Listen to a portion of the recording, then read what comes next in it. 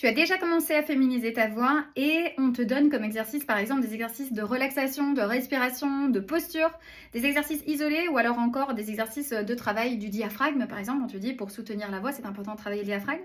Et bien sache qu'aucun de ces paramètres ne va t'aider à travailler finalement ce qu'on appelle la féminisation de la voix. Pourquoi? Alors, moi je dis toujours, est-ce que tu respires bien?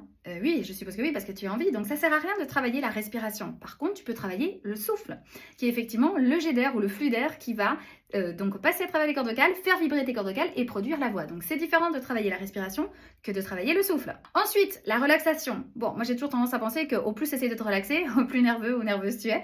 Donc, effectivement, ça sert à rien de travailler la relaxation parce que la relaxation, c'est pas un état qui se travaille. La relaxation, effectivement, c'est quelque chose qui se cultive, mais au quotidien et à travers différentes disciplines, mais en logopédie ou en orthophonie, on va pas travailler la relaxation. Ensuite, en ce qui concerne donc la posture, c'est quoi travailler la posture? C'est tout le temps figé? Avoir une bonne posture? C'est quoi avoir une bonne posture? Il faut vraiment comprendre que finalement, quand on parle dans tout type de position. Moi, je peux vous parler comme ça, je peux vous parler comme ça, je peux vous parler comme ça, je peux vous parler la tête en bas, je peux vous parler assis, je peux vous parler couché. La voix va bouger avec votre corps, donc ça ne sert à rien non plus de travailler une posture figée. D'ailleurs, je pense qu'au contraire, lorsque vous essayez de travailler votre posture, vous allez engendrer beaucoup plus de tension au niveau du larynx et au niveau de la voix, et c'est encore pire que ne pas travailler la posture. Et ensuite, le fameux diaphragme, faites attention au diaphragme parce qu'effectivement, comme j'ai déjà fait des vidéos à ce niveau-là, le diaphragme, ce n'est pas quelque chose qui se travaille ni un muscle sur lequel on agit. Attention à ça parce que le diaphragme, il faut l'oublier. C'est vraiment quelque chose de complètement inconscient, involontaire. C'est un muscle sur lequel on n'agit pas parce qu'au moment où vous souhaitez agir sur votre diaphragme, vous allez finir par contracter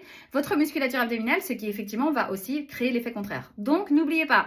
4 mythes importants sur la voix et sur la féminisation de la voix. Et si vous êtes actuellement en train de travailler ça, faites attention parce qu'effectivement, probablement vous n'atteindrez pas les résultats que vous voulez ou alors vous êtes en train de perdre votre temps. Et ça, je le dis haut et clair parce qu'effectivement, j'ai beaucoup de personnes qui arrivent à moi qui me disent Maëla, j'ai fait que travailler la respiration, la posture, la relaxation, ça ne sert à rien. Et bien, vous avez raison. Donc, n'hésitez pas si vous avez des questions sur la féminisation de la voix, écrivez-moi et souvenez-vous aussi, votre premier rendez-vous est informatif et gratuit avec moi.